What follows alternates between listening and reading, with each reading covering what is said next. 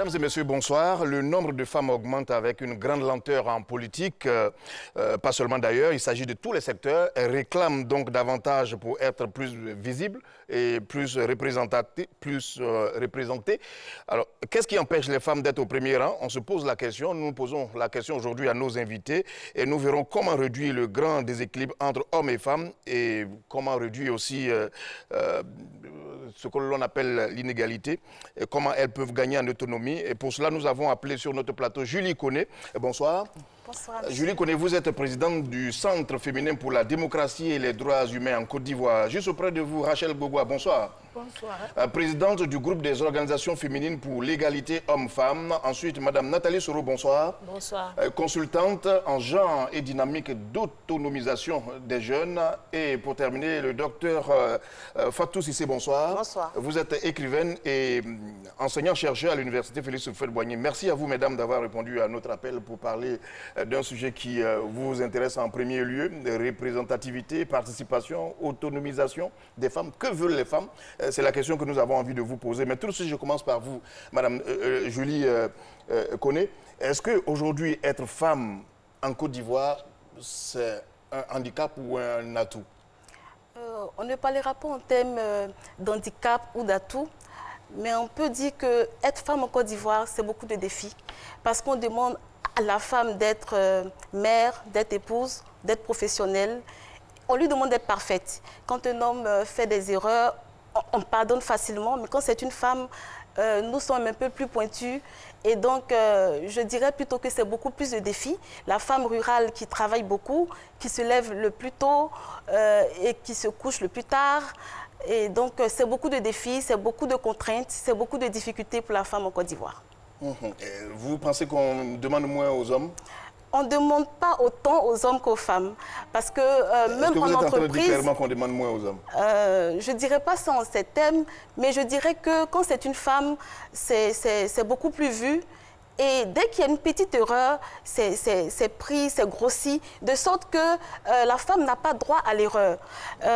C'est le cas même dans les entreprises privées. Quand on voit par exemple les cas de détournement, les hommes sont souvent victimes. Bon, je ne vais pas dire victimes, mais les hommes sont souvent bien auteurs de ces détournements. Mais quand c'est une femme, on se rend compte qu'il y a beaucoup plus de médiatisation, il y a beaucoup plus de stigmatisation. Et on se dit, mais c'est quand même une femme. Et pourquoi est-ce qu'une femme peut faire cela? Donc, ce qu'on dira, c'est plutôt beaucoup plus de défis. Et il y a un regard qui est un peu plus pointu quand c'est une femme par rapport à quand c'est un homme. Rachel Gogoua, un atout ou un handicap, être femme en Côte d'Ivoire, vous avez longtemps travaillé sur la question. C'est délibérément que je vous pose cette question. Oui, je dirais tout simplement que c'est être femme en Côte d'Ivoire. D'ailleurs, la femme en Côte d'Ivoire est un atout pour la Côte d'Ivoire. Malheureusement, cet atout qui profite à la Côte d'Ivoire n'est pas reconnu. N'est pas reconnu à la femme en Côte d'Ivoire. Oui, et finalement, c'est comme un handicap. Oui, c'est un handicap. C'est-à-dire qu'elle contribue au développement économique, social et culturel du pays, malgré tout cet effort qu'elle fournit, mais on ne le lui reconnaît pas. Je vais prendre un exemple terre à terre. Lorsqu'il y a eu les différentes crises dans ce pays, tous les pays où il y a eu crise, il y a eu parachutage de vivres du ciel. Je veux dire qu'il y a des avions qui survolent les zones en conflit pour parachuter des vivres. Mais cela n'a pas été le cas de la Côte d'Ivoire en 2002, même 2010. Cela n'a pas été le cas de la Côte d'Ivoire, malgré le crépitement des armes. Les femmes étaient sur le terrain en train de récolter de la nourriture pour venir approvisionner et alimenter les villes. Et c'est là au risque de leur vie. Et je vais même aller plus loin. C'est au péril de nos vies que nous donnons la vie. C'est nous qui apprenons aux enfants à faire leur premier pas, qui les accompagnons jusqu'à ce qu'ils deviennent hommes, les hommes de sexe masculin, pour qu'ils occupent les positions qu'ils occupent. Mais il n'y a jamais eu un moment, un instant, où ils nous retournent l'ascenseur, où ils regardent dans leur rétroviseur pour dire que là où je suis, j'y suis parce qu'il y a eu une femme qui était ma mère ou une femme qui était mon épouse. Voilà. Donc, je peux dire que c'est un atout pour le pays et un handicap pour la femme elle-même. Alors, Nathalie, sur la même question, oui. Atout ou handicap, être femme en Côte d'Ivoire? Je dirais que la femme, elle est plutôt confrontée à beaucoup de défis, notamment les questions de comment je vais dire ça, d'excision encore sont des choses qui sont pratiquées dans nos coutumes, l'analphabétisme, le VIH-Sida, autant de choses auxquelles les femmes sont confrontées. Et le fait qu'elles ne soient pas représentées régulièrement dans les assemblées élues, cela diminue leur apport au développement, alors que, comme le disaient mes prédécesseurs, ces femmes-là sont les premières à se lever tôt, qu'elles soient en zone rurale ou bien en zone urbaine, ces femmes-là apportent beaucoup au développement. Donc on ne pourra pas dire que la femme est... On ne peut pas dire que la femme est un atout, bien au contraire, le fait qu'elle soit femme est un problème pour elle-même en Côte d'Ivoire. Vous le pensez aussi, docteur Cissé, atout, handicap? En fait, comme mes homologues ont surtout parlé du côté société, moi je vais rebondir sur le côté volet politique. Je sais que les femmes sont les plus grandes mobilisatrices sur le terrain quand il y a les campagnes électorales et elles ont un taux élevé de vote, plus élevé de vote en tout cas que les hommes. Mais ce qu'on constate, c'est que ça la remorque de ces hommes. Alors pourquoi? La Déclaration universelle sur la démocratie, je lis, dit « Il ne saurait y avoir de démocratie sans un véritable partenariat entre hommes et femmes dans la conduite des affaires publiques où hommes et femmes agissent dans l'égalité et la complémentarité, s'enrichissant mutuellement de leurs différences. » Donc, en principe, la différence biologique qu'il y a entre l'homme et la femme devait être un atout pour elle. Parce que nous avons des visions différentes, nous avons des manières de gérer différentes, donc on devait apporter normalement un plus à la gestion de l'affaire publique. Malheureusement, 1000 fois, hélas, nous sommes dans un monde phallocrate. Phallocrate, il faut le dire, donc c'est le pouvoir des hommes, consacré par les hommes. Notre culture, les barrières culturelles font que nous sommes conditionnés par un certain nombre de facteurs qui maintiennent la femme dans un certain état de vulnérabilité. Je ne dirais pas de soumission, mais de vulnérabilité, qui font que finalement, l'atout qu'elle devait avoir pour apporter un plus devient un handicap pour elle. Voilà, donc je pense que... D'accord, j'ai juste voulu avoir votre point de vue avant même de commencer, mais depuis 1995, l'État de Côte d'Ivoire a ratifié l'ensemble des dispositions et conventions internationales relatives à l'élimination des discriminations faites aux femmes. Et la nouvelle constitution a même intégré et renforcé en ses articles 36 et 37 la loi sur la parité pour la promotion des droits politiques de la femme et sur le marché du travail aussi. Cette loi, elle peine à donner à la femme une place de choix dans les instances décisionnelles, que ce soit des postes nominatifs ou électifs. Alors, d'où vient le blocage? Nous avons voulu comprendre. Avec ce commentaire de Sita Soro, certainement, nous en saurons plus. Elle représente 49% de la population ivoirienne. Elles, ce sont les femmes. Leur présence dans les instances de décision politique et même sociale reste un problème actuel. Si certains pays prennent les devants en faisant entrer dans la législation des quotas d'intégration pour les femmes, d'autres semblent traîner les pas encore. L'on note ainsi en Côte d'Ivoire une sous-représentation de la femme au sein des institutions, des partis politiques et autres instances de prise de décision. Au plan politique, l'expression vraie d'une volonté politique est encore attendue pour donner à la femme le statut d'égal de l'homme. Cette sous-représentativité des femmes se perçoit dans les postes nominatifs. Ainsi, la Côte d'Ivoire compte seulement 6 femmes sur 36 au gouvernement, 27 sur 255 à l'Assemblée nationale. Pour la mairie, 10 femmes sur 197 et seulement une présidente de conseil régional sur 31. Au Sénat, sur les 66 sièges qui étaient à pourvoir, seules 8 femmes remportent des sièges. L'ONG Africa Global note une régression du taux de représentativité des femmes au sein de l'équipe gouvernementale.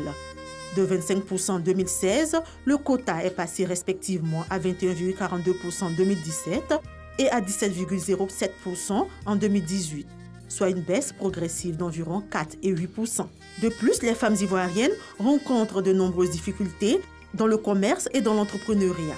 À peine 15% des entreprises ivoiriennes sont dirigées par des femmes, selon la Confédération générale des entreprises de Côte d'Ivoire. Enfin, à diplôme égal, les femmes ivoiriennes ne perçoivent pas toujours les mêmes rémunérations que leurs collègues hommes. L'inégalité salariale entre hommes et femmes demeure très importante.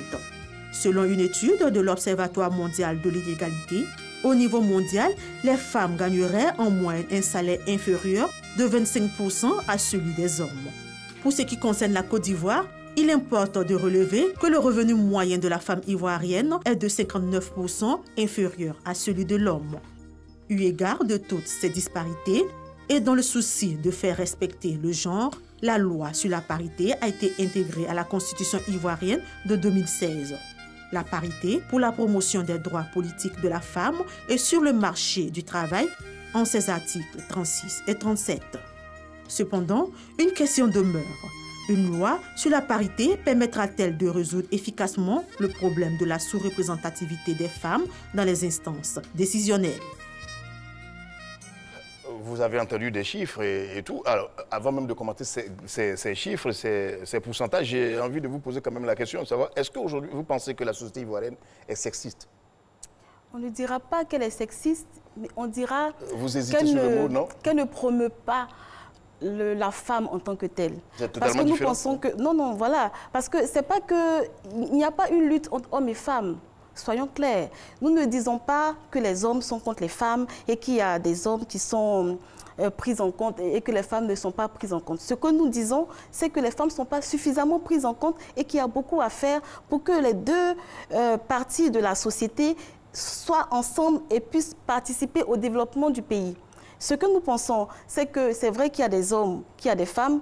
Il n'est pas normal que les femmes qui font 49% de la population ne puissent pas faire au moins même 30% même des postes pour diriger ce pays. Nous pensons que c'est deux moitiés. Et donc, ces deux moitiés ensemble doivent se mettre ensemble pour diriger le pays, pour avoir et les postes électifs, les postes nominatifs. Et dans toutes les composantes du pays, il faudrait qu'il y ait et les hommes et les femmes. C'est ensemble que nous arriverons à développer ce pays. C'est ensemble que nous arriverons à atteindre tous les objectifs de 2020, les objectifs de développement durable. Ça ne peut se faire sans la femme, sans l'homme non plus. Mais donc, c'est à la base, c'est depuis l'enfance, c'est dans toutes les couches que les femmes doivent être représentées, que les hommes et les femmes doivent contribuer au développement du pays. Madame Kouné, est-ce que quand vous dites qu'on en fait peu pour les femmes, vous n'êtes pas en train de dire qu'on en fait trop pour les hommes? Pourquoi vous n'assumez pas ce combat-là? Pas qu'on ne fait pas trop pour les hommes, ce n'est pas vraiment le cas. Ce que nous voulons dire, il y a eu beaucoup d'avancées. C'est vrai que par exemple, pour la femme qui est employée, la CNPS prévoit son congé de maternité, il y a des heures de tétée, il y a beaucoup d'avancées. Même pour l'IGR, on n'est plus dans ce déphasage où à cause des parts, la femme est sous-payée. Mais ce que nous disons, c'est qu'il y a des inégalités auxquelles on fait face et il faut vraiment en tenir compte. Quand nous voyons par exemple que pour les ministres, que nous avons très peu de ministres par rapport... Et en plus, ce nombre est en train de réduire chaque fois. Nous pensons que ce n'est pas les compétences qui manquent. Ce ne sont pas les compétences qui manquent. Nous avons des femmes ingénieurs, nous avons des femmes docteurs, nous avons des femmes professeurs d'université. Nous avons des femmes dans toutes les couches sociales.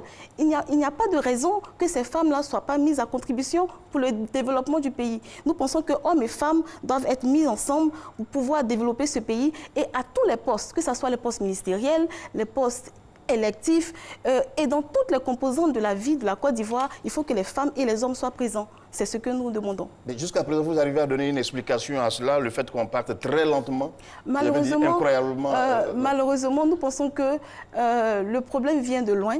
Le problème vient d'abord de la scolarisation de la petite fille. Dans le temps, nous avions ce problème-là. C'est vrai qu'on a plutôt parlé du Nord, mais c'était dans toute la Côte d'Ivoire. La scolarisation de la petite fille était un véritable problème. Il y avait un choix qui était opéré par les parents qui préféraient mettre le petit garçon à l'école plutôt que la petite fille. Depuis quelque temps, ça a changé. De plus en plus, les parents ont compris qu'il faut scolariser et le petit garçon et la petite fille. Mais ce qui se pose aujourd'hui, c'est le maintien de cette petite fille dans le cursus scolaire.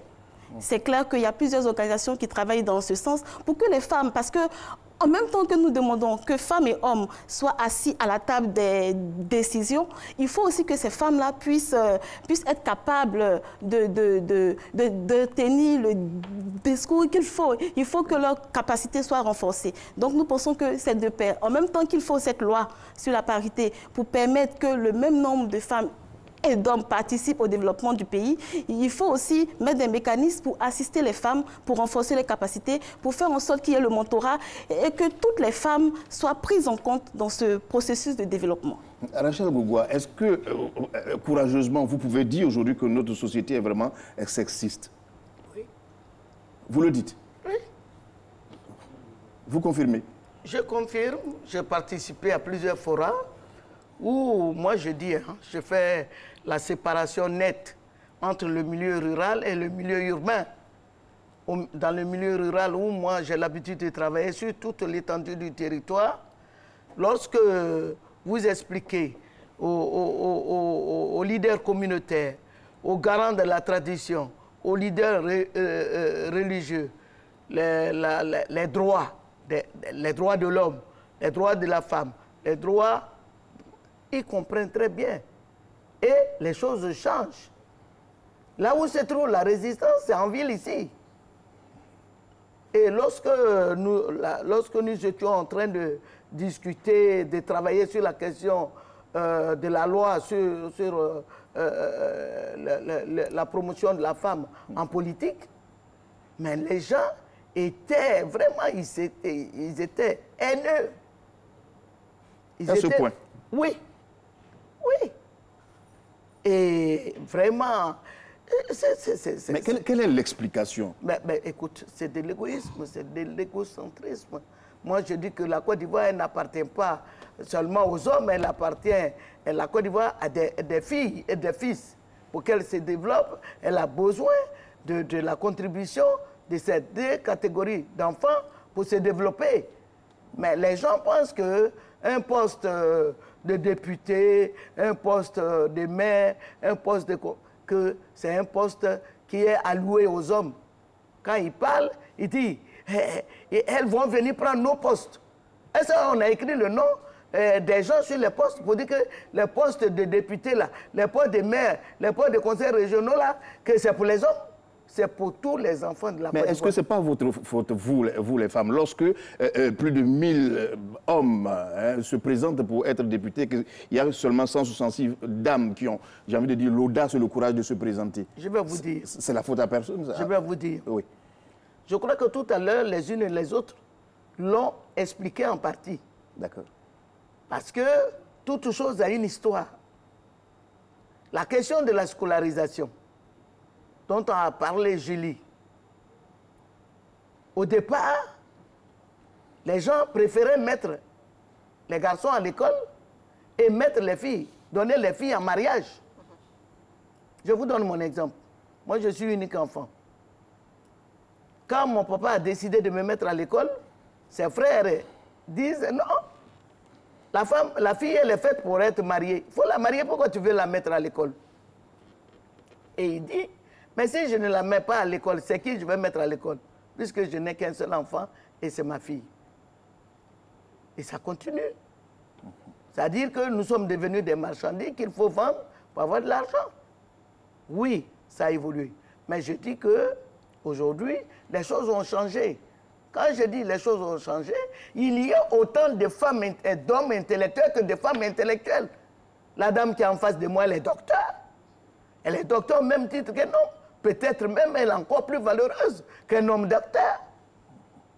Nous allons partout, nous écoutons et les femmes et les hommes. Nous savons que les femmes ont des compétences, elles ont de l'expertise, elles ont des valeurs. Et Zadi Kessil l'a démontré à travers le livre qu'il a produit. Les deux entreprises qu'il gérait, c'est les femmes qui ont permis à ces entreprises de prendre leur envol. Quand les hommes y viennent, c'est pour faire autre chose. Je vous dis, la Côte d'Ivoire qui rêve d'être émergente en 2020 est en train de gâcher son parcours. Tout simplement parce que des études ont été menées au plan mondial. Au plan mondial, Banque mondiale, FMI, OCDE, qui démontrent que les pays qui ont mis en place des politiques d'égalité hommes-femmes, ces pays voient leur PIB croître de 25% et voient leur économie croître. Mais pourquoi nous avons tant de potentialités et nous n'en profitons pas? Et je voudrais dire que cela aussi se base sur la diversité. La diversité, ce n'est pas en termes d'ethnie, mais c'est la diversité en termes de potentialité. Parce que la femme, elle a ses aptitudes qui lui sont propres et qui sont complémentaires aux aptitudes de l'homme. Et mises ensemble, c'est un gain pour la Côte d'Ivoire. Mais aujourd'hui, ce n'est pas le cas. Certainement, vous allez me demander pourquoi. Moi, j'ai la réponse. D'accord. Vous avez le temps de répondre d'ici la fin de cette émission. Mais pourquoi justement? Pourquoi est-ce qu'on ne fait pas confiance à la femme, à votre avis? Je pense que les pesanteurs socioculturels ont la tête dure. Ces pesanteurs-là ne permettent pas à la femme d'avoir voix au chapitre dans l'espace public. C'est déjà là que commencent les premières difficultés. Donc la fille va être socialisée à rester dans le foyer pendant que le petit garçon va être socialisé à gérer le pouvoir. Tout part de là, tout part de l'éducation à la base. Quand vous amenez le petit garçon à l'école et la petite fille reste à la maison, ou alors la petite fille, quand elle va à l'école, elle peut contracter une grossesse sur le chemin de l'école. Le parent, il préfère garder sa petite fille à la maison et mettre le petit garçon à l'école. C'est toutes ces questions-là qui font qu'aujourd'hui, les jeunes femmes, les femmes et les jeunes filles sont moins représentées dans les sphères de décision. Je pense qu'il y a aussi la volonté politique qu'il faut voir. Le président de la République de Côte d'Ivoire a été le premier président d'Afrique francophone à être IFOCHI, c'est-à-dire que le mouvement de solidarité qui a été lancé par les Nations Unies. Et on avait espéré qu'avec ce mouvement-là, les choses allaient évoluer. Malheureusement, on a demandé une loi sur la parité, on n'a pas encore reçu cette loi, mais on espère qu'on pourra l'avoir avant la fin de 2019, puisqu'on est déjà à la fin de 2018. On espère qu'en début 2019, on pourra avoir cette loi-là. Mais il faut dire que la volonté politique doit aller plus loin que ce qu'on a actuellement. Au-delà des discours, c'est des actes concrets qu'il faut que l'État puisse poser, nos autorités puissent poser pour nous amener à faire le pas qu'il faut. Mais avant même cela, vous avez parlé de mentalité. Qu'est-ce qui fait que les mentalités n'évoluent pas au même rythme que ce que nous pensons aujourd'hui? On continue de mettre la petite fille au foyer, le petit garçon. Qu'est-ce qui fait que ça ne change pas? Je pense que c'est la vision que nous avons de notre société. Tout part d'une vision. Qu'est-ce qu'on veut que notre société devienne? Et c'est sur la base de cette vision-là qu'on va construire le monde dont on rêve. Voir que les filles et les hommes puissent aller à l'école au même titre et devenir des gens responsables dans la société. On ne peut pas dire qu'on va construire un pays si on n'a pas la vision qu'il faut. Donc tout part de là-haut. Et nous espérons que, c'est ce que je disais, avant d'arriver aux autorités, avant d'arriver même dans les familles, avant d'arriver aux autorités, les familles elles-mêmes doivent prendre en charge l'éducation de la petite fille et du petit garçon et leur montrer qu'ils sont égaux à la base. En tout cas, en droit, ils ont le droit d'aller à l'école et d'occuper des postes de responsabilité. Docteur Cissé, vous pensez que jusqu'à présent, on n'a pas encore saisi, on n'a pas encore intégré que le petit garçon et la petite fille sont vraiment sur pied d'égalité? Non, pas du tout. Pas du tout. C'est vrai que les choses ont beaucoup évolué. Avant, on mettait les petites filles derrière les marmites dans la cuisine, donc c'était leur place. Et puis le petit garçon qui va à l'école parce qu'il doit gérer une famille plus tard et tout ça. Mais bon, aujourd'hui, c'est vrai, les choses ont commencé à évoluer. Les femmes sont devenues beaucoup plus intellectuelles. Elles se prennent beaucoup plus au sérieux parce que, comme on l'a dit, c'est beaucoup de défis. C'est comme ça me rappelle Denzel Washington du côté du racisme qui dit que le noir doit travailler 2 fois plus que le blanc pour se faire valoir. C'est exactement la même chose. Nous devons travailler 2 fois plus pour montrer que nous sommes compétentes, que nous sommes valeureuses, que nous sommes pour nous valoriser nous-mêmes. Voilà. Est-ce que vous y croyez à court terme ou à moyen terme? Véritablement, lorsque vous regardez l'évolution. Je l'ai dit dès le début de l'émission, nous sommes dans un monde phallocrate. Nous sommes dans un monde phallocrate, et j'insiste là-dessus. Les préjugés ont la vie dure. Les préjugés ont la vie dure, on la dent dure, on la peau dure en la matière. Nous sommes gouvernés par ceux-là. J'ai un ami qui me disait, enfin, c'est même pas un ami, c'est mon époux qui me disait, quand on représente Dieu, on le représente comment? C'est un homme barbu, n'est-ce pas? Donc, le monde est gouverné comme ça. Donc, pour que les mentalités changent véritablement, ça va mettre du temps, un temps fou, parce que c'est pour ça que c'est très, très, très lent. Nous sommes conditionnés par une certaine façon de faire. Nous sommes conditionnés, mais vous ne pensez pas que vous-même, vous avez votre part de responsabilité, vous les femmes? Notre part de responsabilité. Est-ce que vous n'avez pas accepté la situation telle qu'elle est? En partie, mais nous nous rebellons. Nous avons une génération, moi, ma génération en tout cas se rebelle contre ça. Nous voulons sortir de là et nous avons la génération antérieure donc, de Mme Rachel Gogua. Oui, donc qui nous soutient. Qui se rebelle aussi? Voilà, oui, parce que il faut que nous sortons de certaines choses. C'est quand même des siècles de soumission, n'est-ce pas? Eh bien, vous n'arrivez pas à sortir, oui, la question pour vous deux, vous n'arrivez pas à sortir de là, c'est votre faute. Moi, je ne suis pas pessimiste. Je crois au changement. Vouloir, c'est pouvoir. Théoriquement, oui. Non. D'accord. Vous pensez que nous sommes dans l'inertie? Ce n'est pas vrai. On suit une démarche. On a des étapes. Je vous dis que le 30 novembre, c'est une autre étape. Et après ce 30 novembre-là, il y aura d'autres étapes. On approche, on fait le plaidoyer, on va, on parle, on discute, on fait même un produit des statistiques, parce qu'aujourd'hui, il ne faut plus faire du verbiage. Quand tu dis un mot, tu dois le démontrer par des chiffres. Et tout ça, on le produit. Mais moi, je dis, le changement, ce n'est pas lointain. Il est tout près de nous. C'est nous qui en décidons. Et je pense que le moment pour y arriver est arrivé. Parce que moi, je dis, ça, quand son Excellence Alassane Ouattara était candidat en 2010, il a fait un programme de gouvernement qu'on appelle Ado Solutions. Et là-dedans, il y avait plusieurs cibles. Les jeunes, les femmes, les handicapés, les retraités, Et je prends cette page-là, il a écrit quoi? Femmes. 100 milliards de francs CFA seront consacrés aux femmes, dont 60 milliards de lignes de crédit pour le financement des projets portés par les femmes. Ça, c'est 1. 2. Gratuité des frais d'accouchement. 3.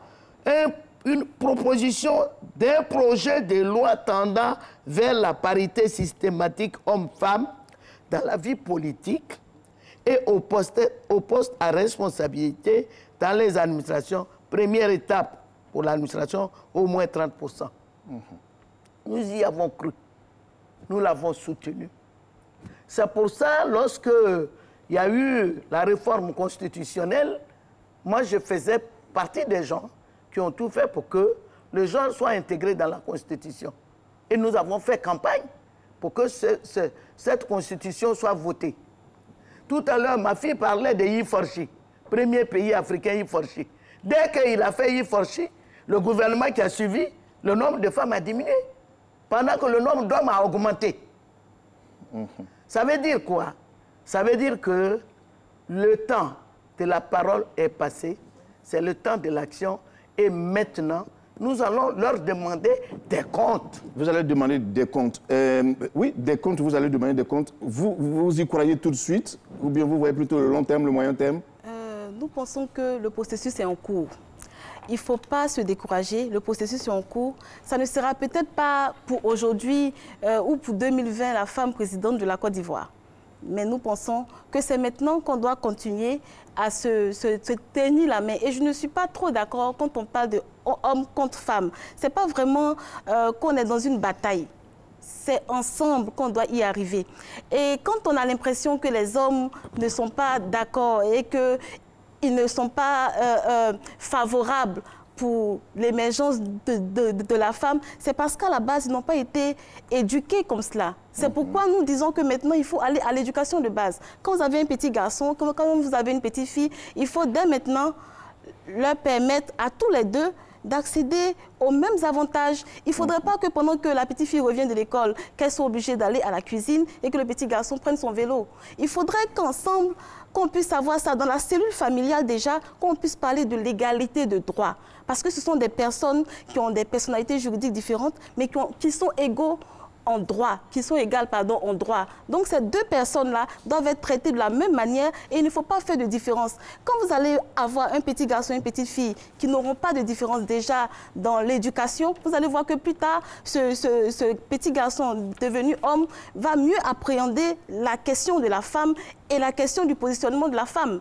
Donc c'est clair qu'aujourd'hui, un petit garçon qui a eu l'habitude de penser que la petite fille est inférieure à lui, plus tard, il aura du mal à accepter ces changements. Mais c'est ensemble, et c'est nous les mamans qui devons commencer à insuffler ce changement. Parce que c'est vrai que c'est bon de dire qu'en fait les hommes sont contre l'évolution de la femme. Mais bon, quand on est d'accord... Je ne suis pas trop sûr que les hommes soient contre. Moi, j'étais plutôt en train de dire que vous ne vous battez pas assez, non? Non, on pense que pas qu'on ne se bat pas assez. Ce que nous pensons, c'est que les conditions ne sont pas favorables pour qu'on puisse voir tous les efforts que les femmes font. Qu'est-ce que vous voulez exactement quand vous parlez de conditions? Nous pensons par exemple que quand il n'y a pas une loi qui impose à un parti politique d'avoir autant d'hommes que de femmes sur sa liste, ce sont des conditions qui ne sont pas favorables.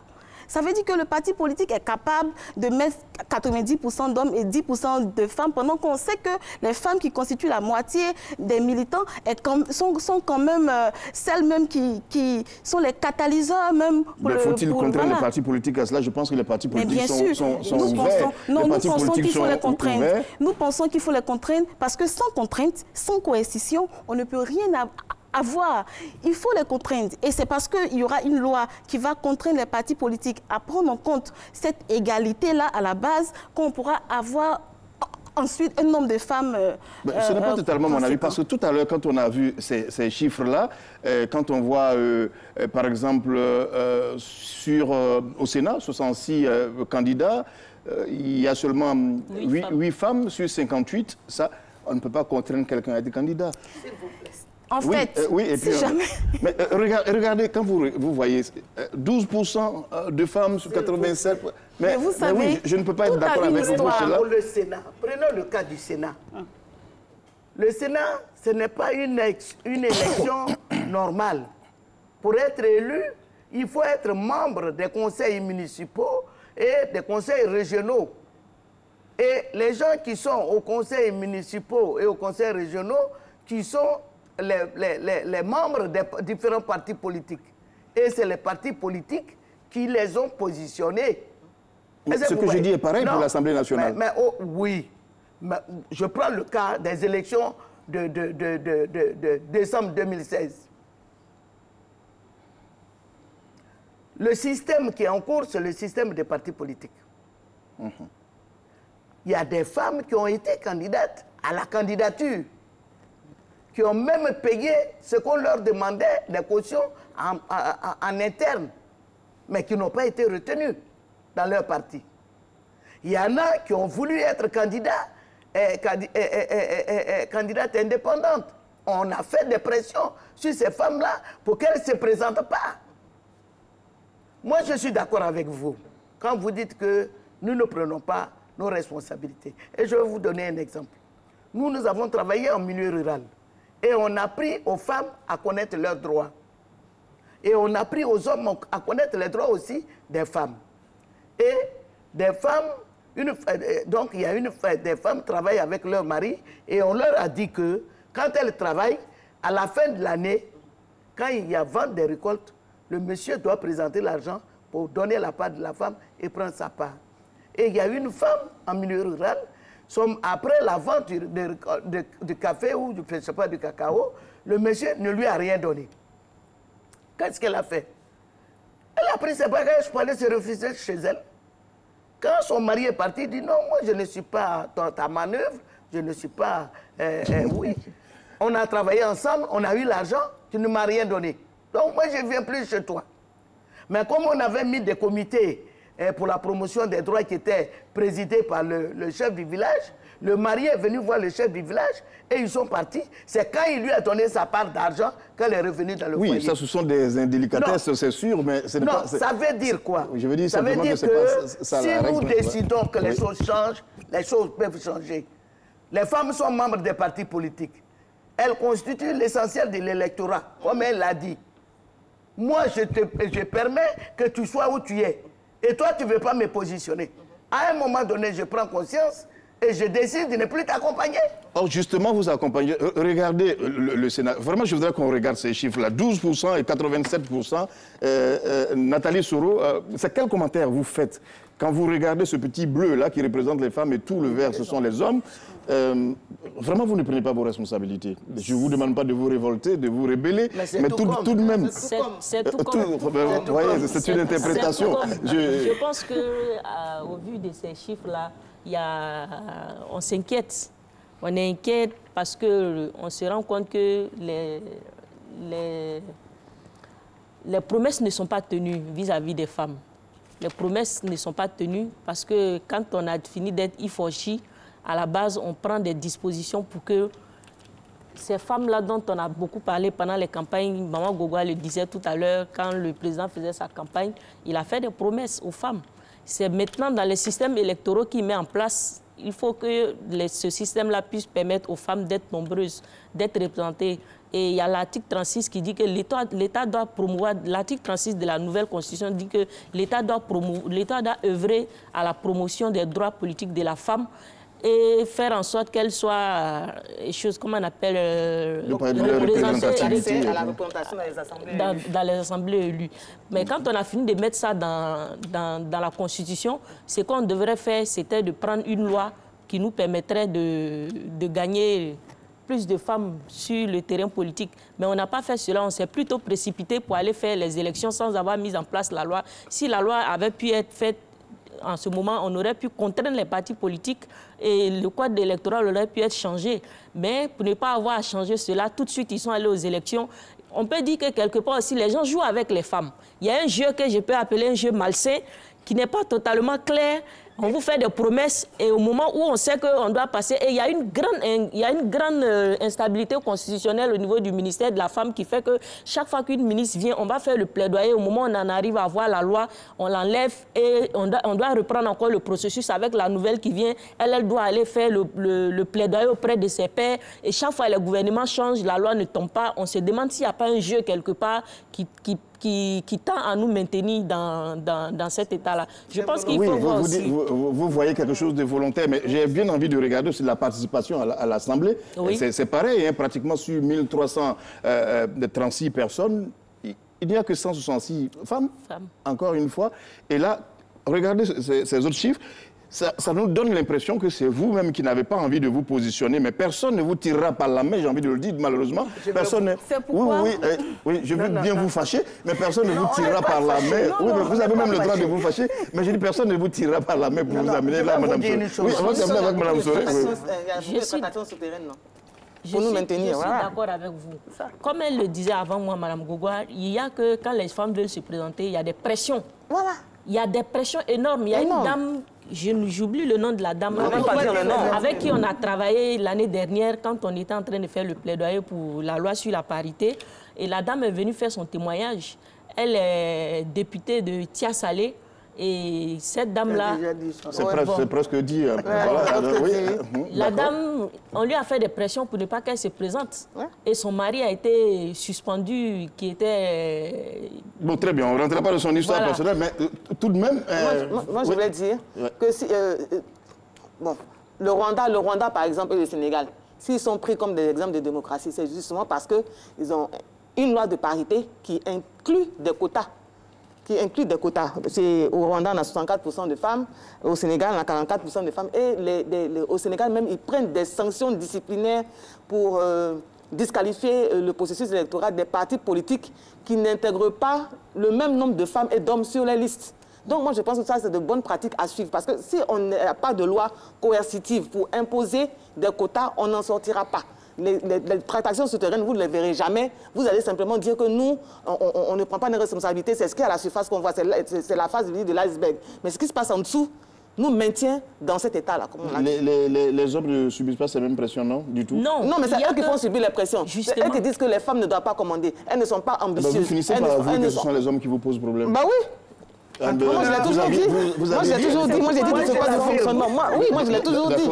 C'est pourquoi nous disons qu'il y a plusieurs étapes. La première, c'est la loi sur la parité, qui va obliger les partis politiques, qui va obliger le gouvernement et l'État à faire en sorte que les femmes et les hommes soient bien représentés de manière équitable. Et ensuite, il y aura le renforcement des capacités des femmes.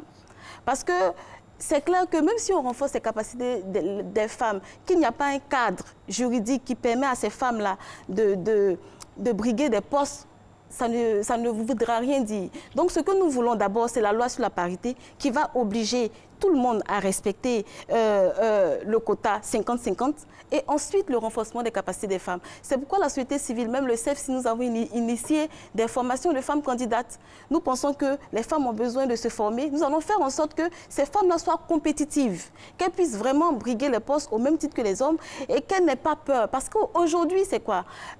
C'est qu'il y a certaines femmes qui ont envie de se lancer en politique, mais qui ont peur. Ouais. Il faut que ces femmes-là soient rassurées. Il faut qu'il y ait des mécanismes pour les promouvoir, pour les rassurer, pour leur dire que c'est possible d'y aller. Il ne faudrait pas que la politique fasse peur. Oui, il ne faudrait pas que la politique fasse peur, parce que malheureusement, il y a eu beaucoup de violence dans la politique. Il y a eu beaucoup d'injures. Il y a beaucoup de femmes qui se sont vues insultées simplement parce qu'elles ont voulu faire de la politique et parce qu'elles se sont opposées à des dinosaures. Donc tout cela, il faut d'abord assainir ces partis politiques. Quand il y aura la loi sur la parité, que le parti politique sera conscient qu'il a besoin d'avoir un quota de femmes, il va tout faire pour éliminer toutes ces formes de discrimination à l'endroit de ces femmes. La parité. Nous allons dire parité. Parité au quota. Nous allons dire parité. Parité 50-50. Il n'y a pas de raison que nous soyons 50% de la population et qu'après qu'on ne demande que 30%, nous sommes 50%. Nous voulons 50% des postes. C'est exactement cela. En plus, les ODD aujourd'hui le recommandent. Bon, 49%, c'est pas loin de les ODD aujourd'hui, et il y a la déclaration des chefs, la déclaration solennelle des chefs d'État de l'Union africaine sur la parité. Notre pays est partie prenante de cette déclaration. Il y a aussi les ODD aujourd'hui qui demandent qu'on vive dans un monde 50-50. Donc on ne peut plus se dérober de tous ces... Oui, tout cela a été dit à Beijing, 30%, ainsi de suite. Mais, on a dépassé Beijing aujourd'hui. De Beijing à ODD... bon. S'il vous plaît. Le problème qui est là, que vous dites qu'on ne fait rien. Je vais vous dire, quand vous prenez les postes de prise de décision, les PCA, ils sont tous des hommes. Ouais. Sauf une qui a fraternité matin, qui est en difficulté. Les DG. Les DG, ils sont tous des hommes. Directeurs de cabinet. En tout cas, conseillers spéciaux. Tous ces gens sont des hommes. Et ces postes de prise de décision donnent des avantages, confèrent des avantages à ceux qui les occupent. Quand vous regardez sur la route, là, au moment des campagnes, là, vous verrez des numéros basanés sur les véhicules. Ces véhicules-là sont des véhicules administratifs de 4x4. Non, ces véhicules que ceux qui occupent des postes de prise de décision. Une femme qui n'occupe aucun poste, qui n'a rien, et elles font partie des plus pauvres des pauvres. Elle fait comment pour aller faire sa campagne dans la forêt où il n'y a même pas route, sans 4x4. Nous sommes d'emblée défavorisés. Nous sommes d'emblée défavorisés. C'est pourquoi moi je dis, s'il y a tant d'hommes qui sont DG, s'il y a 100 postes de DG, 50 femmes DG, 50 hommes DG. Exactement. S'il y a 100 PDG, 50 PDG, 50 PDG hommes-femmes. Mais actuellement, il y a un déséquilibre. Nous n'atteignons même pas 10%, à peine 5%. Dans ces conditions, nous faisons partie des plus pauvres des pauvres. Deux, on n'occupe pas de postes de prise de décision. Donc, on n'a pas les avantages liés à ces postes pour utiliser les moyens administratifs pour aller faire des campagnes. Et pourtant, les textes existent et tout, vous venez de le dire. Mais quel est le véritable problème quand les textes existent, quand tout a été décidé ensemble, quand tout le monde est d'accord, on se lève et on a tout arrêté? S'il vous plaît. La Côte d'Ivoire est l'un des rares pays où il existe des tests, des lois. Ah non, je suis fier de mon pays. Mais c'est là aussi des pays où les tests ne sont pas appliqués. C'est le cas en ce qui concerne les femmes relativement aux femmes, c'est cela? Oui, c'est ça. Oui, sinon c'est le gars politiquement correct. Oui, elle termine. Attends, voilà. oui, elle a parlé de la loi. Voilà. La loi là, elle a été proposée, hein? Elle est partie au gouvernement. Mais elle ne bouge pas pour venir à l'Assemblée. Mais il faut qu'on nous rende compte. Y a-t-il une explication à cela? L'explication, c'est l'absence de volonté politique. Et je dis que ils ne veulent pas que la situation des femmes ivoiriennes change. Si on vous dit qui a dit, c'est moi qui ai dit. D'accord, moi, j'ai eu à discuter avec des gens qui sont opposés. Et ceux qui sont opposés ne se trouvent pas en milieu rural. Ceux qui sont opposés, c'est ceux qui ont eu la chance d'aller à l'école, qui sont à Biguin ici, qui pensent que les postes-là sont leurs postes et que les femmes aussi ne doivent pas les occuper. Rachel, vous avez été entendu là-dessus. Alors là, la question, c'est pour vous deux, docteur Cissé et Madame Soro. Est-ce que vous le pensez aussi qu'il y a une volonté qui manque ou bien quelque chose de particulier? Signalez-nous cela. Oui, moi, je pense qu'il y a un manque de volonté politique de féminiser le monde politique, tout simplement. Et qu'il y a... Vous voyez bien qu'il y a un gap entre le politiquement correct, c'est-à-dire on dit ce qui est bien, on doit promouvoir les femmes, et puis sur le terrain, on ne fait rien du tout. Ça ne bouge pas du tout. Ça ne bouge pas du tout. C'est le cas de la loi sur la parité. La loi de la parité est passée en conseil de gouvernement, est passée en conseil des ministres. Elle est en route pour le Parlement. Bon Dieu, bon sang, elle est en route pour le Parlement depuis 1 an. Du Parlement au gouvernement, là, il y a combien de... Pourquoi? Combien de kilomètres? Oui, pourquoi on n'arrive pas à prendre une décision? Vous expliquez cela? Non, c'est un manque de volonté politique, comme je dis. Simplement, on ne veut pas mettre en pratique ce qu'on a adopté soi-même. Donc, ça fait bien de dire qu'on promeut la femme, et puis, concrètement, on ne fait rien. C'est vrai qu'il y a d'autres promotions, hein. Il y a le général Akissi Kwame. Elle est unique. Voilà. Depuis qu'elle est à la retraite, il n'y a pas une autre femme générale. Voilà, ça, ce sont des choses, comment on appelle ça, des éclats, quoi. Des éclats. Mais concrètement, pour le grand nombre de femmes, ce n'est pas les compétences qui manquent. Il y a beaucoup de femmes intellectuelles aujourd'hui qui tiennent la dragée haute aux hommes. Mais pourquoi elles ne sont pas mises en avant? Et le compédium, moi, par exemple, je ne fais pas partie du compédium. Pourtant, je sais que je peux faire beaucoup de choses, je peux apporter des choses à mon pays. Mais bon. Il y a beaucoup de dames qui ont été répertoriées. Vous le pensez aussi qu'il y a quelque chose qui bloque? Oui, il y a quelque chose qui manque au niveau de la volonté politique. On peut identifier clairement ce qui... La volonté politique, c'est cela. Mais quand on dit la volonté politique, qu'est-ce qu'on met à l'intérieur? Ça veut dire que ceux qui ont fait la promesse de donner cette loi-là au pays, ce sont ces personnes-là qui doivent, le président de la République, en l'occurrence le premier magistrat de notre pays, c'est à lui de prendre des décisions. Vous voyez, il y avait une loi, c'était en 2000, je ne sais plus quand, et il y avait une loi qui devait passer à l'Assemblée nationale. Quand le président de la République, c'était la nouvelle loi sur le mariage, quand le président de la République voulait cette loi, quand il a dissous le gouvernement, la loi est sortie. Ça veut dire que quand il décide de quelque chose, on peut avoir, à un moment donné, on a fait les plaidoyers, on a fait les sensibilisations, on a fait des films ici pour qu'on puisse avoir cette loi. Mais quand cette loi ne sort pas à un moment donné, il faut prendre des dispositions particulières pour qu'on puisse avoir la loi. Et seul le président de la République a ce pouvoir-là. Il ne peut pas nous dire autre chose que cela. Et nous pensons que si lui décide de mettre la main à la pâte, on aura la loi sur la parité. Madame Soro, vous continuez de penser que l'adoption d'une loi sur la parité suffit pour résoudre le problème aujourd'hui? Oui. Mais c'est déjà un grand pas. Si nous réussissons à avoir le cadre institutionnel, c'est le cadre institutionnel qui est difficile. Si nous réussissons à avoir le cadre institutionnel, le reste va se faire avec la société civile qui travaille déjà sur le terrain à sensibiliser les populations, à sensibiliser aussi dans les zones rurales. Vous allez voir, Maman Gogoua vous disait tout à l'heure qu'il y a un travail qui a été fait en milieu rural et les résistances sont plutôt en milieu urbain plus qu'en milieu rural. Donc, s'il y a cette loi-là au niveau du gouvernement, de l'Assemblée nationale, le reste, c'est l'affaire de la société civile qui va se charger de la promouvoir auprès des populations. Vous êtes tous de la société civile. Nos sociétés civiles, bon, j'ai bien envie de dire que vous êtes plus politisés que les politiques. Jamais. Ça, c'est ce que vous pensez, mais la société civile fait nous, travail. Nous voyons aussi. La société civile fait... Est-ce que vous pouvez nous citer quelqu'un qui a... Est-ce que vous pouvez nous citer quelqu'un... Je n'ai jamais, par exemple, dit que vous ne travaillez pas. Est-ce que vous pouvez nous citer une organisation qui est affiliée à un parti politique en Côte d'Ivoire? Affiliée, ce serait dramatique. Oui. Mais les choses se font de façon subtile, vous le savez très bien. Subtile, ce n'est pas à moi à vous le dire. Ça, je ne pense pas, monsieur Fofana. Vous pouvez ne pas être d'accord, mais c'est la réalité. Non, je ne pense pas. Notre société civile ne fait pas le printemps. Notre société civile se bat pour faire avancer les choses en Côte d'Ivoire.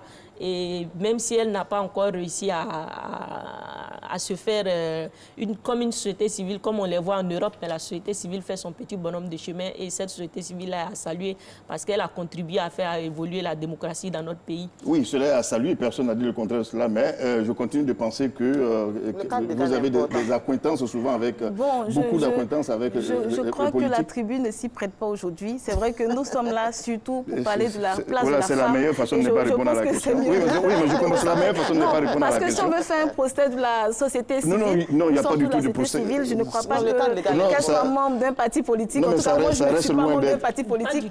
Non, mais je dis tout simplement que l'émission même n'est pas les droits humains, les droits des femmes et des hommes de Côte d'Ivoire. Moi, je vais vous dire, l'hirondelle ne fait pas le printemps. L'hirondelle existe quand même, voilà. Oui, mais l'hirondelle ne fait pas le printemps. Une hirondelle ne fait pas le printemps. Il peut arriver qu'une seule personne démontre ce que vous dites, mais elle ne fait pas l'unanimité. C'est ce que j'ai à dire. Très bien. Alors, nous allons aborder le troisième point de cette émission, l'autonomisation. Est-ce qu'aujourd'hui, je commence par vous, Mme Rachel Gougoua, est-ce qu'aujourd'hui l'autonomisation, vous pensez que ça peut être la bonne solution? Qu'au lieu de parler plutôt politique, on cherche à avoir une relative indépendance financière, économique, et puis après les choses se décident seules? Ok. On dit autonomisation politique et économique. D'accord. Dans l'autonomisation, il y a deux pans. Il y a le politique et il y a l'économique. Les deux doivent aller forcément ensemble, c'est cela? Oui. Si politiquement, la femme, elle est positionnée, les conditions pour qu'elle devienne riche ou qu'elle ait des ressources, qu'elle crée de la richesse pour être indépendante, c'est plus facile. Oui. Si la femme a des ressources, tout à l'heure je disais que son évolution au plan politique est liée à sa condition de pauvreté. À sa condition de pauvreté. Si les dispositions sont prises pour qu'elle ait l'argent, si la femme a l'argent, si vous regardez de très près, vous analysez les femmes qui ont réussi en politique en Côte d'Ivoire. Celles qui ont mené des campagnes de bout en bout, c'est celles qui ont l'argent. La fille de Wounier, l'argent. Bon, c'est vrai que... Non, je ne parle pas d'elle seulement. Oui, je veux dire... ma fille, elle a l'argent. Beaucoup de femmes, elles ont l'argent. L'argent conditionne tout. Si la femme est autonome économiquement, ça va lui ouvrir beaucoup de portes. Beaucoup de portes. Et je dis que nous y travaillons. Quand je prends, par exemple, le cas des femmes rurales, nous avons des projets intégrés. Il y a l'alphabétisation, il y a la connaissance de leurs droits, il y a leur accompagnement dans l'agriculture, où on intègre les questions de changement climatique, la formation, la mise à disposition des facteurs de production pour qu'elles puissent gagner de l'argent et se prendre en charge et contribuer à l'éducation de leurs enfants. Oui, nous sommes sur le terrain, nous le faisons. Mais il y a aussi un handicap. Les zones où nous travaillons, les femmes produisent, mais elles ne peuvent pas écouler leurs produits parce qu'il n'y a pas de route. Il n'y a pas de route. D'accord. Et les transporteurs ne veulent pas aller prendre ces récoltes parce qu'en y allant, ils bousillent son véhicule. Donc, le coût est tel que les femmes ne peuvent pas. Donc, vous voyez, tout s'imbrique. Absolument. Alors, Madame Soro, est-ce qu'aujourd'hui, la femme qui demeure dans son rôle traditionnel, qui est considérée comme la ménagère, la cultivatrice, même pas l'agricultrice, est-ce qu'aujourd'hui, on peut la sortir de là? Oui. Bien sûr qu'on peut la sortir de là. Il suffit de mettre en place des mécanismes pour arrêter la pauvreté. Elle a dit qu'il y a des projets intégrés qui sont faits dans la zone rurale. Il faut les multiplier. Il faut multiplier ces bonnes pratiques-là pour amener l'agricultrice, la cultivatrice, comme vous le dites, à devenir une agricultrice, une productrice. On a vu avec les femmes gourou, dans le marché gourou, celles qu'on a pu accompagner, qui ont réussi à nourrir la Côte d'Ivoire, comme elle le disait pendant la guerre ici. Mais ce n'est pas elles toutes qui arrivent à le faire. Donc, c'est de donner les moyens, motoriser les moyens de production pour que ces femmes-là puissent avoir de quoi... Donner les moyens, vous avez dit. Oui, donner les moyens. Et ça, c'est l'État et tous les partenaires au développement qui nous accompagnent, qui accompagnent la Côte d'Ivoire à sortir. Tous ceux qui nous ont accompagnés dans la sortie de crise, ils doivent continuer à nous accompagner pour le redressement total. Vous ne voyez pas que c'est là la difficulté quand on attend de l'État? Les femmes, à la base, elles se débrouillent. Mais il faut les accompagner parce qu'on ne peut pas les laisser aller toutes seules. L'accompagnement de l'État est nécessaire. L'accompagnement de l'État est nécessaire. À quel pourcentage, à votre avis? Donc, vraiment, tout dépend du niveau dans lequel on trouve la femme. C'est au cas par cas. Les femmes qui sont agricultrices, par exemple, il faut leur donner des intrants, il faut leur donner des machines, il faut leur donner tout ce qu'il faut pour pouvoir cultiver leurs produits. Docteur Cissé, aujourd'hui, est-ce que quand vous faites le tour de la Côte d'Ivoire, vous pensez qu'on investit véritablement dans la femme, entre guillemets, dans sa façon dans ses activités? Les femmes agricultrices, les femmes de façon générale. Il y a des initiatives. On ne va pas dire qu'il n'y a rien du tout, il y a des initiatives. Mais qui sont encouragées à multiplier, comme Mme Soro l'a dit. Donc, tout à l'heure, quand vous parliez de femmes agricultrices, est-ce qu'on peut les tirer d'où elles sont? Je pense qu'il faut leur offrir des opportunités économiques. Il faut leur offrir des opportunités économiques. Il faut mettre à leur disposition des activités génératrices de revenus. Il faut créer un essor financier, c'est-à-dire leur permettre d'avoir, par exemple, accès à des crédits qu'elles pourraient utiliser donc, pour leurs besoins, et puis quitte donc à les rembourser, puis ce sont des crédits, etc. Donc il faut leur offrir il faut les accompagner, il faut leur offrir des opportunités économiques, parce que c'est vraiment, l'autonomisation économique de la femme, c'est vraiment une lutte contre la pauvreté, contre la précarité. Et donc là, c'est vraiment les moyens financiers. La grande majorité, c'est du travail non rémunéré. Oui. Voilà, du travail non rémunéré. Donc, c'est un peu compliqué pour elles. Vous aurez réagi comment, en étant dans une telle situation, comment est-ce que vous aurez réagi, vous? Parce qu'elles ont très peu d'actifs économiques, elles n'ont pas de terre, elles n'ont pas d'emprunt. Justement, donc il faut créer. La question foncière pour la femme, il faut créer les questions de propriété, tout ça sont des choses à résoudre. Il faut créer des opportunités, comme je dis. Il faut aller vers ces femmes parce que des fois, elles sont maintenues dans leur état de précarité parce qu'elles ne savent pas. Il y a beaucoup de choses qu'elles ne savent pas. Et quand on parle de renforcement des capacités, c'est tout ça. Leur apprendre certaines choses, savoir qu'elles peuvent, et puis mettre à leur disposition pour qu'elles puissent émerger. Qu'est-ce qu'il faut leur apprendre, Mme Koné, à ces femmes-là, pour qu'elles sortent de là?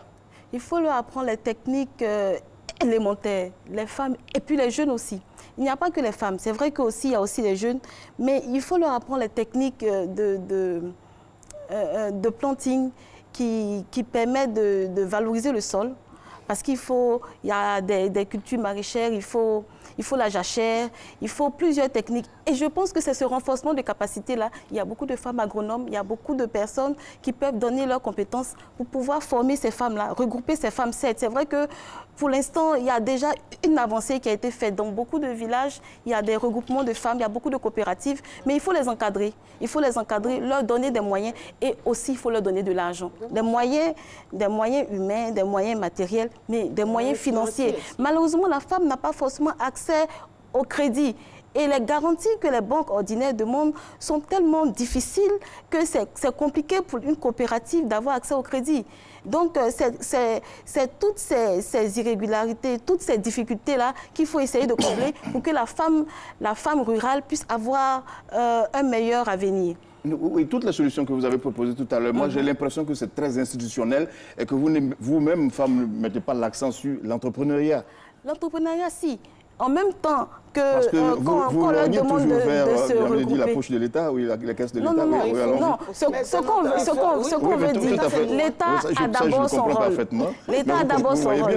Le rôle régalien de l'État, de faire en sorte que la question foncière soit aussi une question féminine. De faire en sorte que dans un village, que la femme puisse avoir accès aux terres et qu'on ne se limite pas à la tradition qui dit non, que la femme n'a pas le droit d'hériter d'une terre. Il faut déjà que l'État mette son veto puisse dire que non, une femme qui travaille et qui veut avoir accès à la terre, qu'elle puisse vraiment bénéficier aussi du fruit de son travail.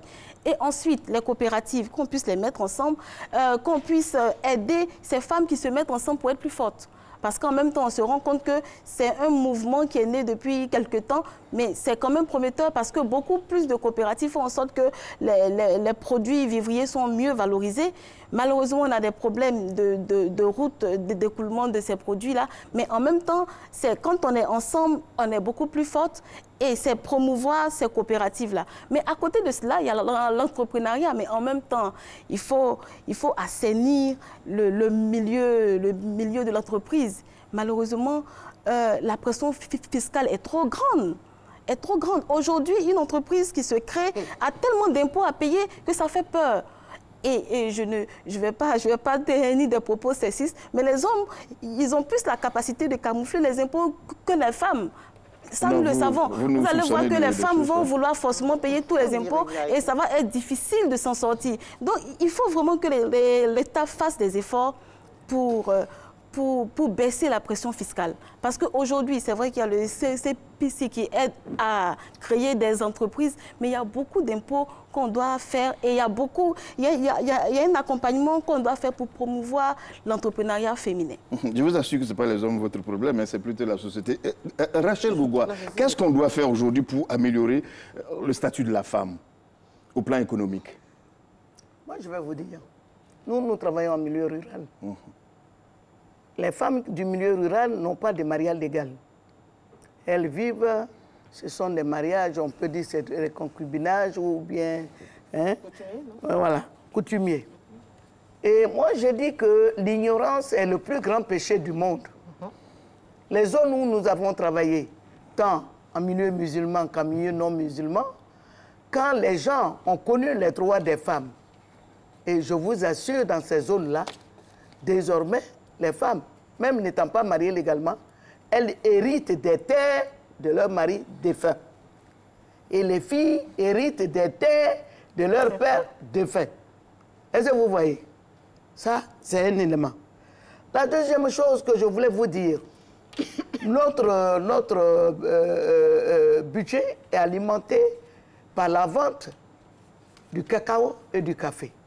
Les femmes, ce sont elles qui constituent la main-d'œuvre non rémunérée pour rendre la Côte d'Ivoire riche. Elles contribuent à la création des richesses.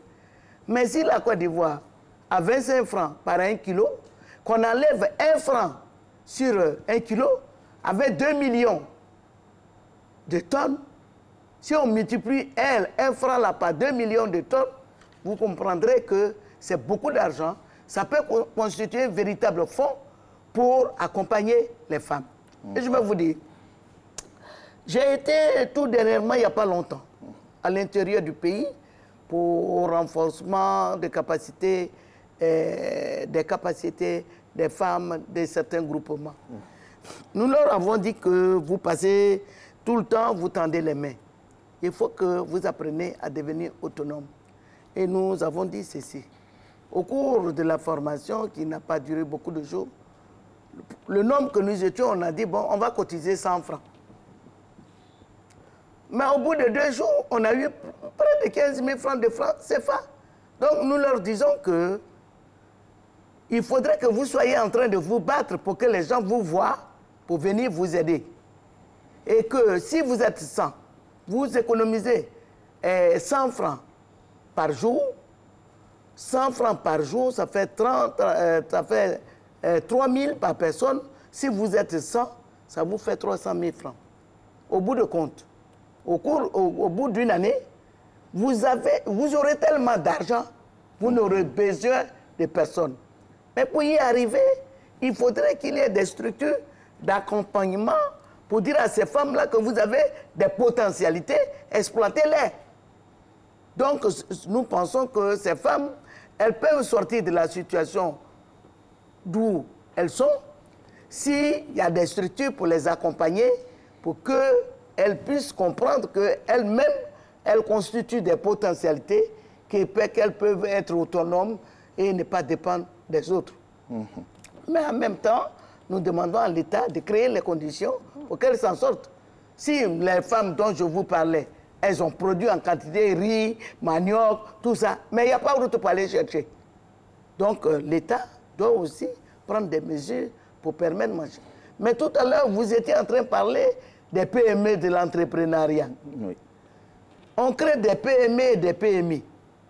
Et en même temps, on crée des grosses boîtes qui appartiennent à des personnes. Et ces grosses boîtes-là font concurrence aux PME et PMI. Petit marché qu'on leur donne là, le type, pour retrouver son argent, il va tellement courir, il va tellement marcher, chaussure est finie. Si la voiture, pneu est fini, voiture même est sur cale, il ne retrouve pas son argent et il peut en mourir. Donc, pour dire quoi? Pour dire qu'il y a beaucoup de dispositions qui doivent être prises. Assainir même l'administration pour que l'homme qui est payé pour faire son travail, qu'il fasse son travail, qu'il ne cache pas les dossiers, pour qu'on lui donne quelque chose pour sortir le dossier. Tout à fait. Et cela ne contribue pas. Donc, CPC, OK, mais autant d'entreprises créées, autant d'entreprises mortes. Ça aussi, c'est une réalité. Alors, Madame Soro, oui, sur les PME, sur l'entrepreneuriat femme, quelle est votre réaction? Est-ce que vous pensez aujourd'hui que le contexte vous permet d'y aller franchement? Le contexte ne permet pas d'y aller, comme mes prédécesseurs l'ont dit. Il y a un environnement fiscal qui est difficile. On demande aux gens de créer les entreprises, mais en même temps, les impôts sont là en face. Et quand vous avez une entreprise qui vient de naître, qui ne fait même pas encore du profit, et on vous demande de payer des impôts, c'est difficile. Mais je pense que c'est à ce niveau-là que l'État doit essayer de revoir sa politique pour réduire les impôts ou bien accompagner les entreprises qui viennent de naître et les exonérer d'impôts jusqu'à un certain niveau avant qu'elles ne commencent à marcher. Sans quoi les entreprises qui naissent sont autant d'entreprises qui meurent. Donc c'est ce que je voulais ajouter. Il y a des pays autour de vous qui vous ont inspiré quand vous avez regardé comment les choses fonctionnent là-bas? Au Rwanda, par exemple, les femmes ont accès au crédit et ça marche bien. Les femmes qui sont dans... Les gens encouragent les femmes plutôt dans l'entrepreneuriat au lieu d'être dans la fonction publique au Rwanda. Et ces femmes-là réussissent à s'en sortir. Et je pense que c'est des exemples que nous aussi, on peut... Autant elles le font en politique, elles le font aussi au niveau de l'entrepreneuriat. J'ai travaillé avec une Rwandaise qui a partagé son expérience avec nous.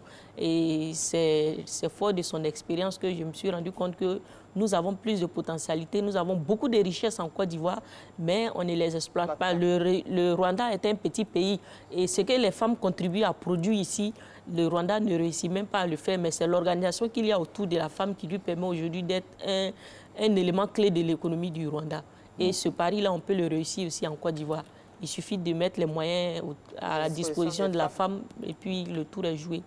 Les moyens, lorsque, docteur Cissé, vous avez certainement réfléchi à la question, la femme entrepreneur, comment est-ce que vous la voyez en Côte d'Ivoire? Vous avez jeté un œil sur les autres pays autour et puis bon, voici, certainement ça vous a inspiré quelque chose en Côte d'Ivoire. À votre avis, comment est-ce que les choses devraient se passer? Bon, à partir du moment où comme elle vient de le dire, au Rwanda, qui est un pays beaucoup plus petit que la Côte d'Ivoire, normalement, qui a moins de potentialité et qui réussit à faire de grandes choses, normalement, en Côte d'Ivoire, on devait faire plus. La femme entrepreneur devait exister, la femme entrepreneur devait entreprendre de grandes choses, elle devait être chef d'entreprise même, c'est-à-dire avoir des gens à sa disposition, à sa disposition, mener de main de maître les activités. Oui, parce que c'est quand même seulement 15% d'entreprises dirigées par des femmes en Côte d'Ivoire.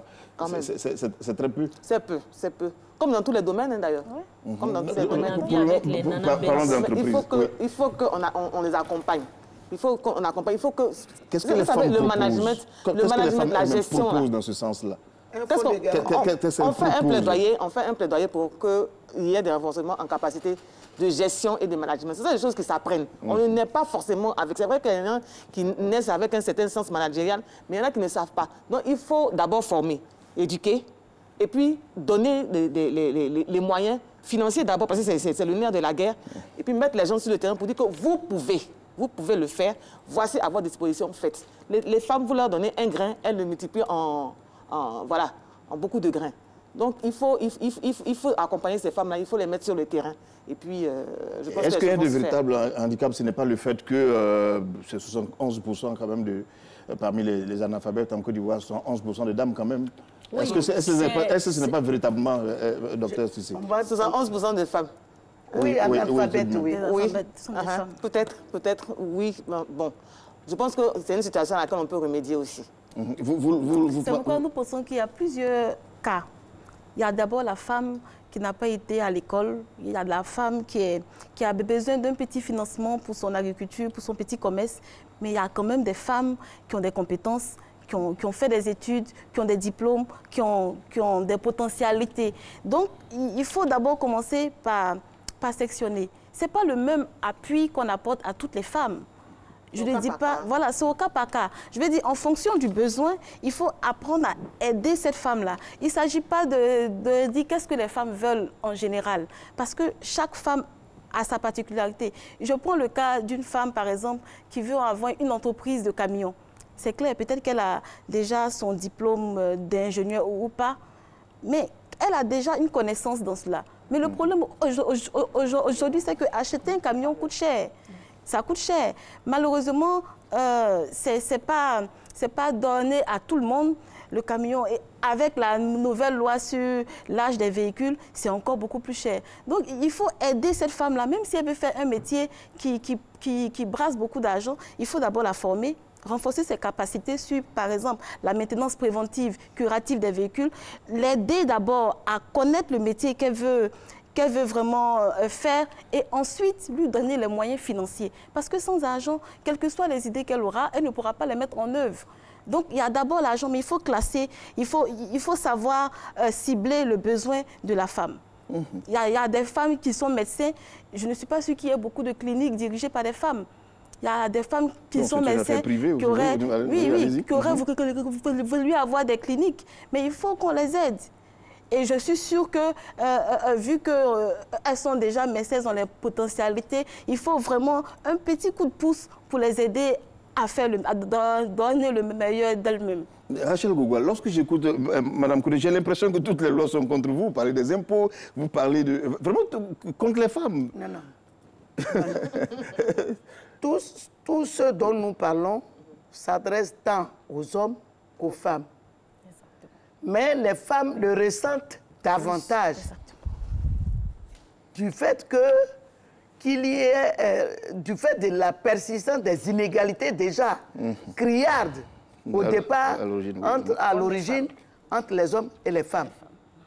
Vous savez, quand nous parlons de la situation des femmes, pas que nous pensons que c'est seulement les femmes qui en sont les seules victimes, mais c'est en termes statistiques. Quand on a une situation et que même s'il y a 5% d'hommes qui sont affectés et qu'il y a 40% des femmes qui sont affectées, la situation des femmes fait réagir. Absolument. Je crois que c'est ça la situation. Et si vous regardez tout à l'heure, vous parliez des 15% des femmes qui ont réussi, qui ont des entreprises, faites des enquêtes. Elles ont été aidées. D'accord. Les femmes là, qui ont les entreprises, là, elles ont été aidées au départ. Moi, j'en connais certaines. Très bien. Au départ, qui ont été accompagnées. Même aujourd'hui, bon, je ne dis pas le nom de certaines personnes. Mais non, il y a la fille de quelqu'un qui est en train de prendre de l'ascension. Parce que papa a permis qu'elle prenne de l'ascension. Oui, c'est normal quand on a les moyens, il faut les aider. Qu'il existe qu'on mette en place des mesures, ne serait-ce que pour donner un coup de pouce. Moi, je vais vous dire, c'est par exemple quand vous prenez le Canada. Là-bas, les jeunes, hein, c'est de façon générale, qui veulent créer des entreprises, un projet est mis en place pour les accompagner. Aussitôt, on ne leur donne pas l'argent, on les accompagne. Ils sont comme employés dans leur propre entreprise et ils travaillent, on les accompagne. Le moment où on les lâche, c'est qu'ils sont devenus autonomes, ils peuvent s'autogérer et ils vont tout seuls. Mais il y a eu des expériences où on a donné de l'argent aux gens et ils ont taillé avec à l'étranger. Oui. Il faut que des mesures soient prises pour éviter de tels cas, de telles dérives. Voilà. Alors, donc, oui, allez-y, allez-y. Voilà. Donc, de telles dérives. Ce que moi, je voudrais dire très honnêtement, les femmes contribuent à la création de la richesse nationale. Et quand je prends le cas du café et du cacao, je dis, ces femmes qui sont une main-d'œuvre non rémunérée dans les exploitations de café et de cacao, la Côte d'Ivoire peut se permettre de mettre en place un fonds d'appui pour les femmes, en prenant ne serait-ce qu'un franc sur les 25 qu'ils reçoivent sur chaque kilo de café, sur chaque kilo de cacao, pour aider les femmes. Et si les femmes réussissent, la Côte d'Ivoire s'en sort largement. Est-ce que vous voyez? Aujourd'hui, la Côte d'Ivoire est plus ou moins autosuffisante au plan alimentaire parce que les femmes travaillent dans le domaine des cultures vivrières. Mais il n'y a pas un véritable programme d'accompagnement de ces femmes-là, qui soient des programmes intégrés, qui prennent en compte la route, qui prennent en compte machin, tout ça pour permettre aux femmes d'évoluer. Et je prends le cas des marchés de gros qui ont été créés, pas par l'État. L'État a eu le financement de l'Union européenne pour créer des marchés de gros à Kotobi, à Bouaké et quelque part d'autres. Nous savons ce que ça a donné. Mais les femmes, à partir de cette expérience-là, les femmes gros ont créé des marchés de gros. Ces femmes qui ont créé ces marchés de gros n'étaient pas des intellectuels. Et elles ont réussi. C'est un exemple qui inspire. Elles ont réussi. Nous disons qu'il faut que l'État s'inspire et accompagne les femmes. Et je suis convaincu, l'État même sera tranquille. Parce que tout va changer dans ce pays. Et la Côte d'Ivoire, elle est déjà riche. Elle sera davantage riche. Et elle sera émergente. Mais tant qu'elle ne prendra pas en compte les femmes, l'émergence, c'est un Et donc il faut les femmes pour nous sauver. Aujourd'hui, Madame Nathalie Soro, le plaidoyer de la femme, principalement, qu'est-ce que ce doit être? Le plaidoyer doit se faire à plusieurs niveaux. On a parlé tout à l'heure du niveau de la représentation de la femme dans les instances de décision. Il faut que l'État permette aux femmes d'être représentées davantage dans les instances, dans les espaces élus, en prenant cette loi de parité dont on a parlé là. Il faut en plus qu'au niveau des sénateurs, par exemple, il reste encore un tiers des sénateurs à être nommés. Et ça, c'est vraiment le stylo du président de la République qui va encore parler. Nous faisons un plaidoyer envers lui pour qu'il puisse permettre que ce tiers de femmes, ce tiers de personnes qui restent à être nommées là, soient, si possible, toutes des femmes. Parce qu'on a déjà 66 sénateurs contre 8 femmes. S'il y a des femmes encore qui viennent compléter, ça va aider à équilibrer la balance.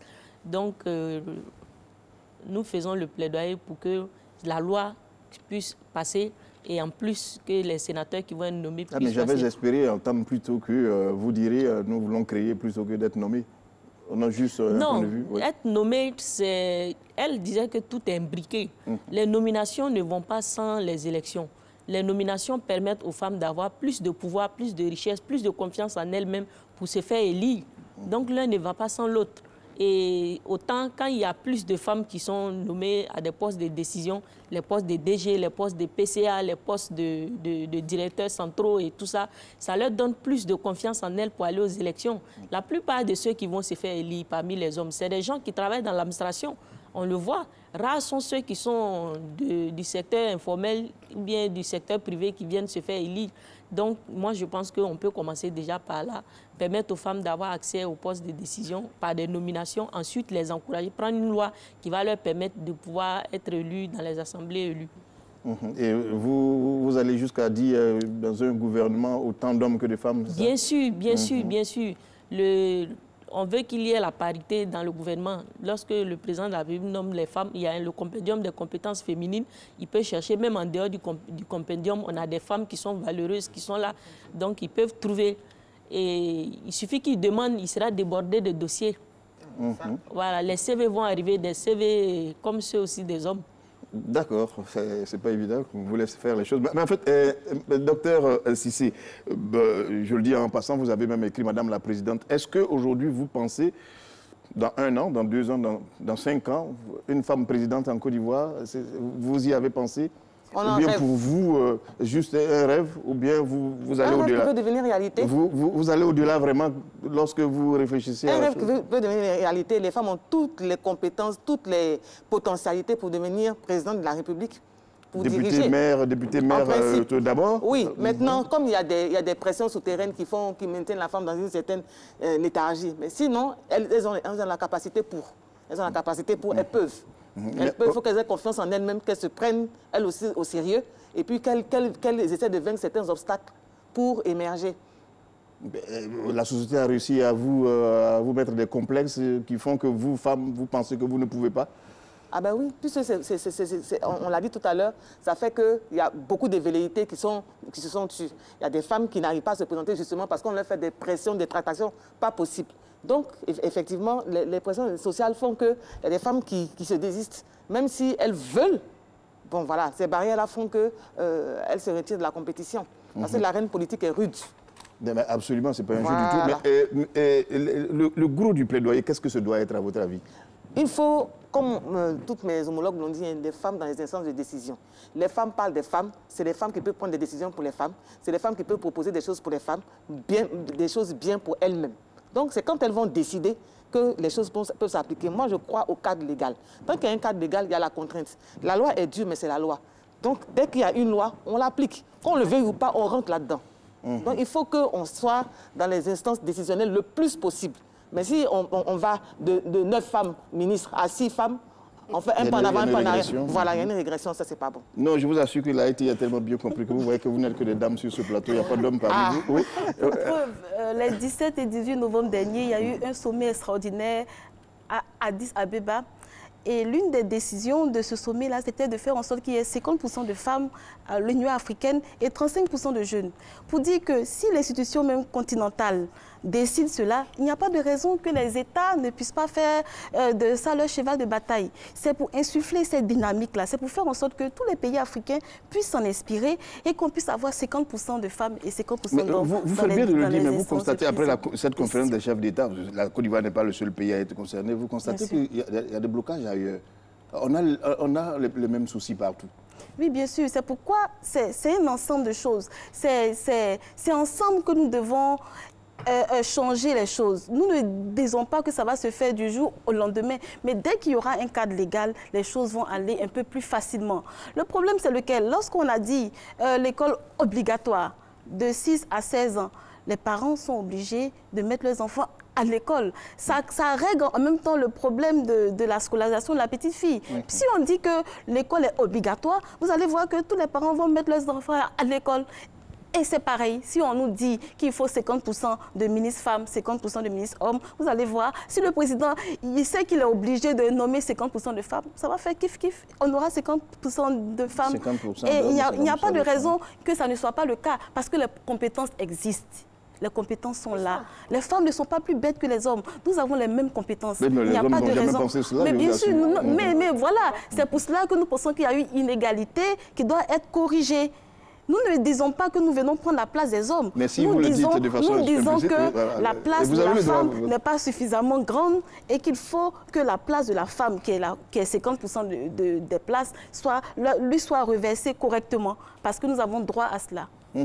C'est sûr, vous allez vous battre, les hommes, À compétences aussi. égales, travail égal Tout à et fait. poste nominatif égaux. Voilà. Mais quelquefois, Salaire égal aussi. Salaire égal aussi. Salaire égal aussi. vous savez revendiquer tout. D'accord. Alors, Madame Gougoua, le gros du plaidoyer aujourd'hui, qu'est-ce que ce doit être en Côte d'Ivoire de façon particulière? Moi, je vais dire une chose. La Côte d'Ivoire est la locomotive de l'Afrique de l'Ouest.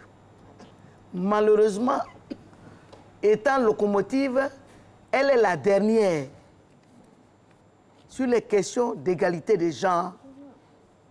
Elle est la même, même certains pays pauvres. Il y a moins de femmes qui meurent en couche. Et nous, on a un taux élevé de femmes qui meurent en couche. C'est un problème. C'est une question d'image. Notre pays est sous-classé et classé dans les derniers. Et lorsque nous voyons ça, nous avons mal au cœur. Mais mon plaidoyer est qu'il y ait un sursaut d'orgueil. Que le président de la République dise, mais tiens, je suis la locomotive sur tous les plans, mais ça ne marche pas. Il faut que les choses changent. Il faut que les choses changent. Parce que quand nous partons au Grand Fora, nous sommes gênés. On ne peut pas donner des chiffres. On ne peut que faire des discours. Parce qu'on n'a pas de statistiques concrètes à présenter. Ça nous fait mal. Et moi, mon plaidoyer, c'est de dire au président de la République, en 2010, il a fait un programme de gouvernement le plus beau des programmes qui puissent exister, où il nous a fait des promesses. 2010, 2015, nous allons vers 2020. C'est quand ces promesses qu'il nous a faites, c'est quand il va les réaliser. Je lui pose la question, hein? C'est quand il va réaliser les promesses qu'il nous a faites. Je lui demande humblement de faire voter notre loi sur la promotion politique des femmes, qui est chez lui là-bas. Conseil de gouvernement, conseil des ministres, c'est lui qui est le patron. Nous l'avons voté, nous l'avons élu. Il nous a fait des promesses, on a cru en lui. Je voudrais tout simplement lui dire qu'il nous renvoie l'ascenseur. Il faut que le président de la République, son Excellence Alassane Ouattara, nous renvoie l'ascenseur et qu'il fasse voter la loi sur la promotion politique des femmes. Et il faut qu'il nous renvoie l'ascenseur. Nous avons cru que la loi allait être votée avant les élections locales. Ouais. Il nous a piégés. On a été dribblés. Ça n'a pas eu lieu. Non.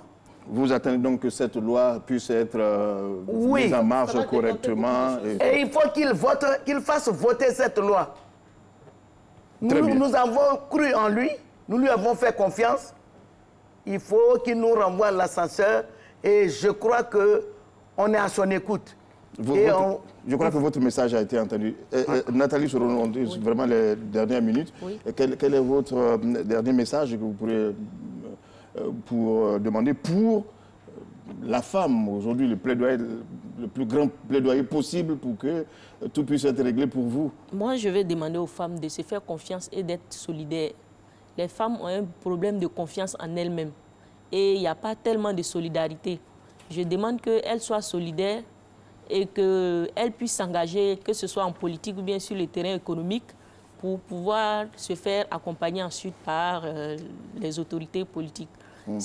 Tant qu'elles-mêmes ne s'élèvent pas et qu'elles ne s'engagent pas, personne ne viendra les sortir de là où elles sont pour les amener à gagner. Je vais aussi ajouter qu'on n'est pas en